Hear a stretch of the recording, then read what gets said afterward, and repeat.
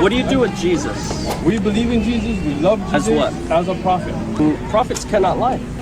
Sure. Jesus said, I am the way, the truth, and the life. No man comes to the Father except Where through did you me. find that? In John. Who wrote And the John? life. John the Apostle. What language did he write in? Maybe Aramaic. I'm not 100% sure. So you're a pastor and you don't know that the earliest scriptures are in Greek, not Aramaic? Well, he spoke Aramaic. New Testament is Greek. What you find in the Bible today, you cannot confirm to be from Jesus because the earliest manuscripts, you know when they're from?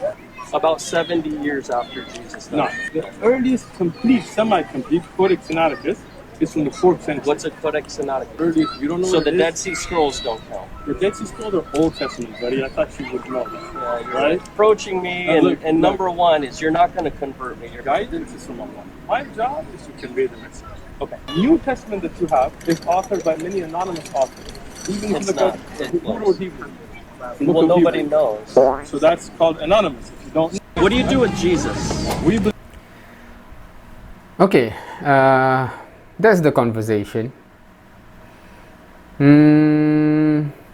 Okay, several things. I'm trying to structure this.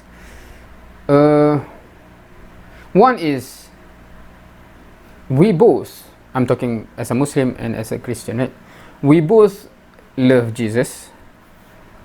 We both would follow what Jesus teach.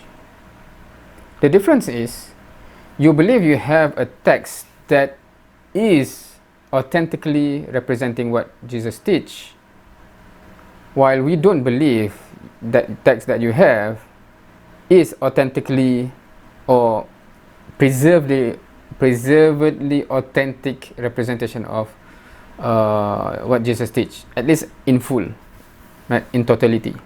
If you want to discuss, there are some remnants of this, that's a different thing. But as a whole, as an entire thing, obviously we question that a lot. There's so much question that we can pose.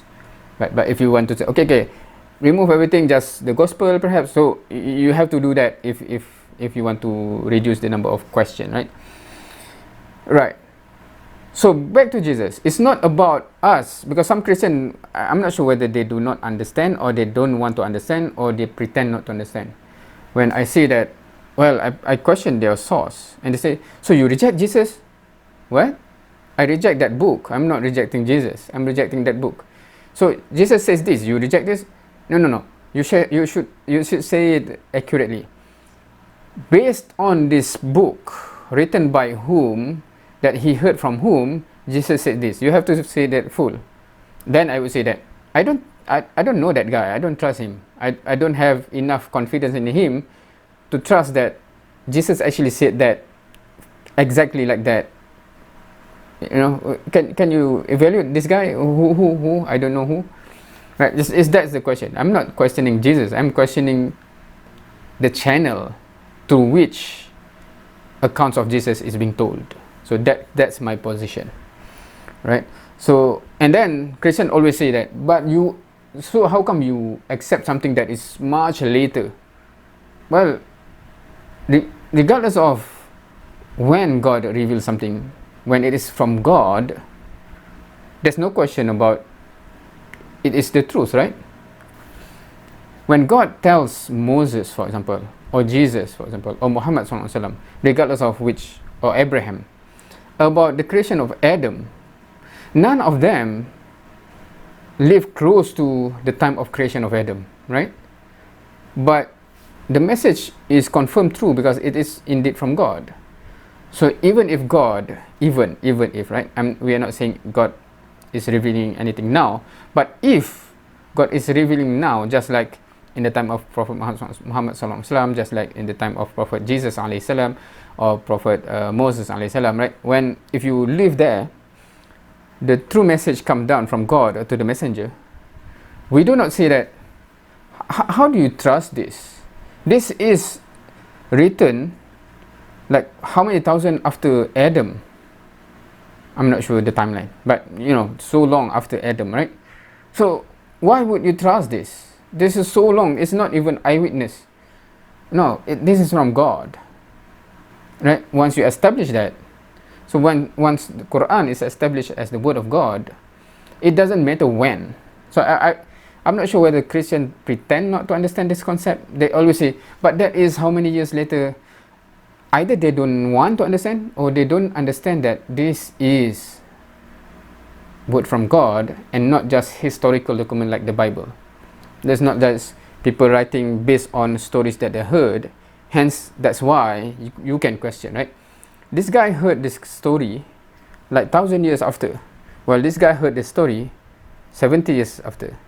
So logically, this guy, the story that he heard 70 years after should be less contaminated and less deviated from the truth compared to this 1,000. The story have deviated a lot.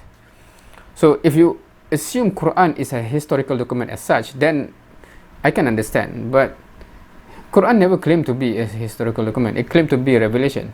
So you have to test it based on revelation. Once it's confirmed to be revelation, then it's from God. That time is not a factor anymore because it's from God. Right? God doesn't forgot. It's not like when God revealed it here must be true because God still remember. Now God must have forgot. There's no such thing as that, right? So yeah. What else is being talked here? Oh, about the when is the manuscript.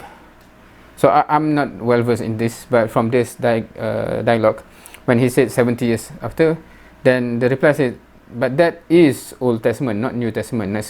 New Testament is much later. Well, I do not know the detail on that, but interested to know if anyone want to share their perspective on that. Other than that, feel free to comment what else that I missed or what you want to share to educate me on. Thank you for watching. See you next time.